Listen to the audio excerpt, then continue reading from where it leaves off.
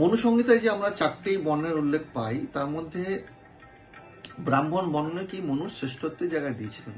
সেই ব্রাহ্মণকে শ্রেষ্ঠত্বের জায়গায় দিয়েছিলেন যিনি প্রকৃতপক্ষে বিদ্বান, এবং 4টি বর্ণকে তাদের কাজ ভাগ করে দিয়েছিলেন। সেই হিসেবে ব্রাহ্মণদেরও কিছু কাজ ভাগ করে দিয়েছিলেন। তাদের প্রধান কাজ ছিল অধ্যাপনা, নিজেকে অধ্যয়নের সাথে নিযুক্ত করা, যজন যাজন পৌরোহিত্য কাজের সাথে নিজেকে নিযুক্ত করা, শিক্ষকতা, এবং সমাজে শাস্ত্রবিধি অনুসারে সকল শ্রেণীকে সঠিক মার্গদর্শন করা, এবং প্রত্যেকটি ব্রাহ্মণকে তাদের যথাবিধি অনুসারে প্রাতঃ সন্ধ্যা ও সায়ং সন্ধ্যায় নিজেকে নিযুক্ত করতে হবে। এবং ব্রাহ্মণদের একটি অবশ্যই কর্তব্য ছিল সর্বভূতের মঙ্গল সাধনা, অর্থাৎ সকলের যাতে মঙ্গল হয় সেই ভাবনাটাই তার মধ্যে সবসময় বিরাজ করতে হবে।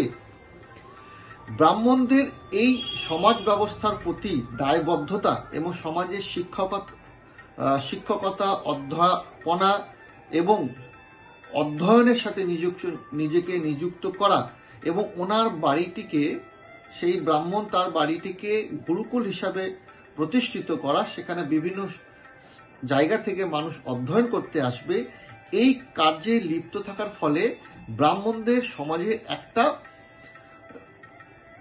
একটা উচ্চ স্থানের জায়গা তৈরি হয়েছিল।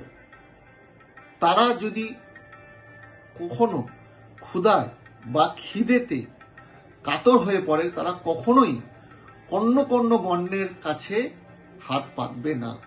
এটা একটা নিয়ম কিন্তু ছিল। তাহলে তাদের সংসার ধর্ম কি করে চলবে?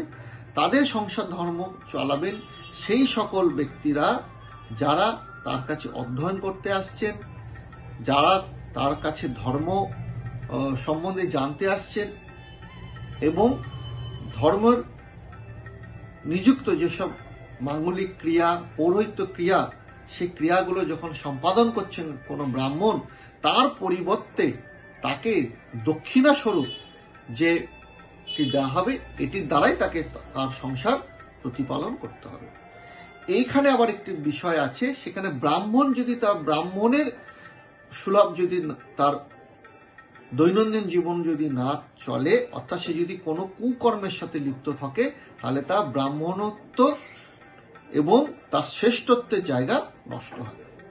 অর্থাৎ মনু একদিকে যেমন ব্রাহ্মণকে শ্রেষ্ঠত্বের জায়গায় বসিয়েছেন, ঠিক তার সাথে এটাও বুঝিয়েছেন যে তাকে ব্রাহ্মণ সুলভ হতে হবে, এবং ব্রাহ্মণের জন্য যিনি যে কাজগুলো ভাগ করে দিয়েছিলেন সেই কাজগুলোকে সাথে তাকে নিযুক্ত হতে হবে, তবেই তিনি ব্রাহ্মণের শ্রেষ্ঠত্ব পাবেন।